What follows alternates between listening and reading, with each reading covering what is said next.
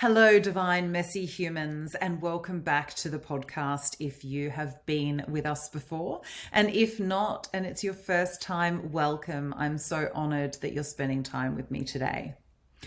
Today, I wanted to talk to you about the importance of questions in our healing. I realized very early on in my journey that I didn't know a lot, to be honest. I knew very little about this world. And for me, that was really uncomfortable because I'd always been shamed for not knowing enough or for not being smart enough or for not asking the right questions or for coming across as too ditzy or goodness knows how many other comments that I had about my intelligence. But I think it was the first time I was okay not knowing. Because what it did was it brought in curiosity for me, and it brought in a drive for me to want to know more. The more I knew, the more I realized I didn't know, and the more I wanted to know, which really fed this beautiful cycle of learning and personal growth and expansion for me, not just for me to be able to do this as a business, but also for me in my own healing journey. It allowed me to really open up to possibility and to open up to this whole new world.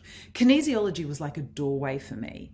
It opened me up to this mind-body-spirit connection. It opened me up to understanding what was going on in my subconscious and how that was playing out in the physical world, within my relationships, within my interactions with the world, within the way that I thought about myself, with how I valued myself or didn't value myself, more to the point.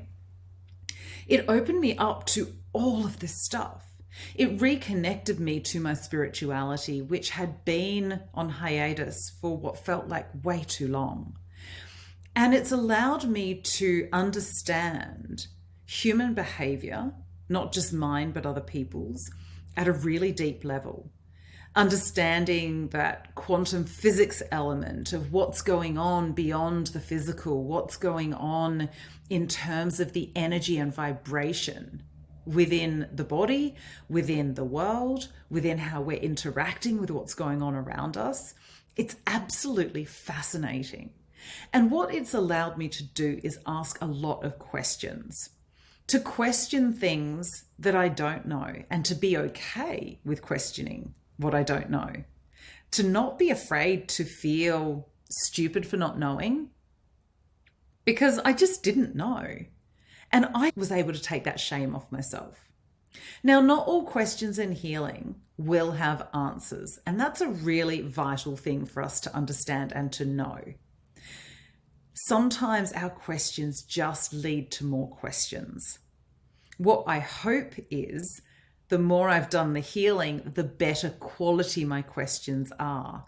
I get a little bit more specific these days than I used to in the past. Whereas before I would ask quite broad general questions, I can now get into different answers depending on the language I use, the specificity of the question, and a little bit more of that nuance rather than going broad brush strokes. The other beauty of having those questions is when we're asking why, it's like we get into our toddler head, we get into our inner child. We can be inquisitive and curious because we're discovering a whole new world. And that for me is really super exciting.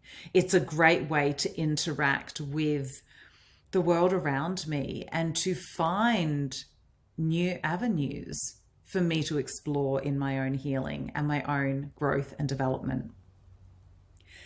Now, I use questions a lot for my clients, not giving them the answers, but asking them different questions as well. So here's a few that I've used in my own healing that I hope really helps you in yours. For a long time, I was clearly in an unhappy, unhealthy relationship. Now, one of the things in that was I started asking myself, is this the kind of relationship I would want my children to have? Would I want them to be loved the way I'm being loved? Would I want them to be loved the way that I'm loving my partner? Would I want them to love somebody the way my partner was showing love? it was all of these different questions that it made me go, no, I really don't want them to be in that type of toxic relationship. It was not loving at all. What I was demonstrating and what was being demonstrated by my ex-husband was not love. It was toxicity, it was control, it was power games, it was all sorts of other things, but it was not love. And when I started to ask myself if that's what I wanted for my children, I realized that that was what they were being demonstrated. So the chance of them falling into a relationship like that was actually increased because that's what they were seeing as a normal relationship. I didn't want that for them. Nowadays, I ask myself even bigger questions. Am I living the type of life I want my children to live? Do I love my job? Am I feeling loved by my partner? Am I happy? Am I finding magic and wonder and awe in the world? And I ask myself this question every single day. So far, I keep getting a yes, which is amazing. What I've seen in them is a difference and a change. They ask me different questions. We have a different way of relating to one another. And so I'm hoping that through me demonstrating what I think is a good life, they're going to have another version of what they could build their life to. Some other questions that I've found have really helped me on my journey. One of the big ones was, am I safe right now? I had lived in this hyper aroused state in terms of my nervous system for years. It is part of why I had chronic fatigue. And the reason was I felt unsafe.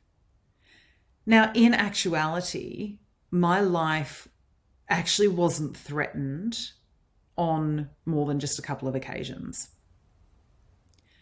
As a result, I had to start checking in with myself. I would find my nervous system wound up like nobody's business, and I would start getting the shakes. I would start having these physical, visceral reactions as though I was in mortal danger. So I would stop and I would take a couple of deep breaths and I would ask myself, am I safe right now? Even today, when I feel my anxiety on a heightened level, I will ask myself, firstly, is it mine? Or am I picking it up from somebody around me? And secondly, am I safe right now? Because the first reason that I personally feel anxious is because I'm not feeling safe. Now, whether that be mentally, emotionally, physically, psychologically, spiritually, it doesn't matter. There is something threatening my safety. Once I've worked out that I am safe, I can then dig deeper. Why am I not feeling safe right now? What's going on around me?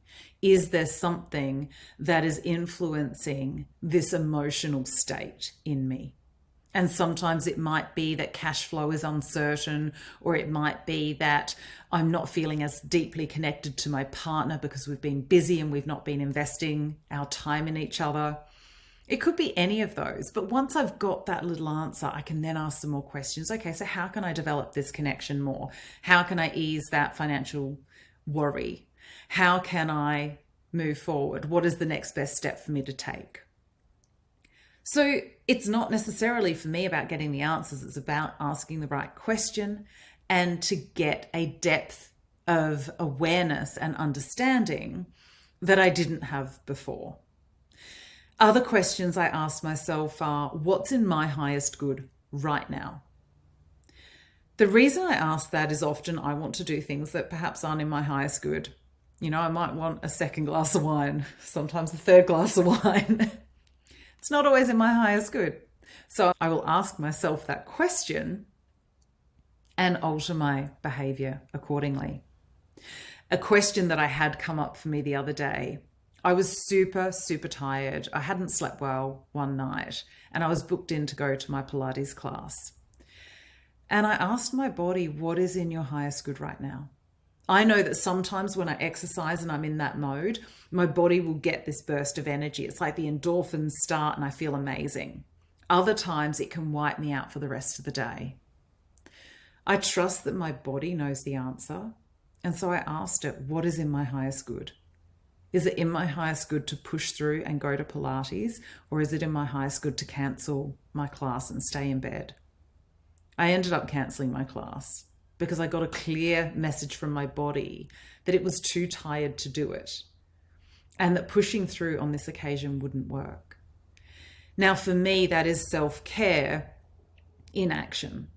It is me being strongly boundaried, and it is me really deeply listening to what my body feels and needs. So again, questions for healing can be on that level as well. What is in my highest good? What do I need right now? I'm usually pretty good with food, but again, when I haven't slept or when I feel like my adrenals are a little bit pushed, I want to eat sugar and chocolate and all of these sorts of things, which again is definitely not in my highest good because then it's going to spike and crash. So I ask myself, what is in my highest good? What does my body need right now? Sometimes I'll go to fruit. Other times I might go for a cacao or something like that. Something that has a little bit more goodness that's going to fuel my body to allow me to do it in a less unhealthy way. Something that nourishes me a little bit more. Other times I still go for the option that isn't in my highest good because again, I'm human and that's what we do sometimes. But learning to ask yourself the questions and being okay with the fact that, especially when you ask the question, what's in my highest good right now, that you may not get the answer that you want, but you will get the answer that you need. So being open to what comes through for you is also really important. I also find that sometimes random questions will pop into my head because I have this idea that the more questions I ask, the more questions I'm going to get, and then the deeper my personal journey can go, the deeper my work can go. And so I will have questions pop in, and sometimes they feel really from left field. It happens in client sessions, it happens in general day-to-day stuff.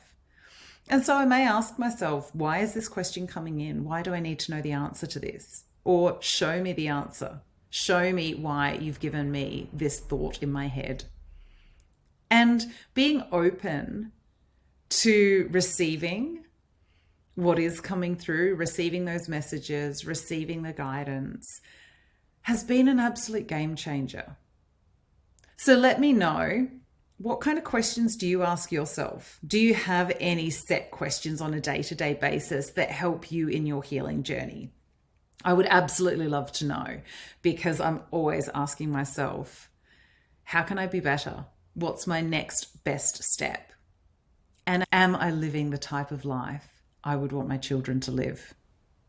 I'm sending you so much love until next time. Remember that we are all divine beings. We are all messy as hell. And that's what makes us wonderfully, magically human.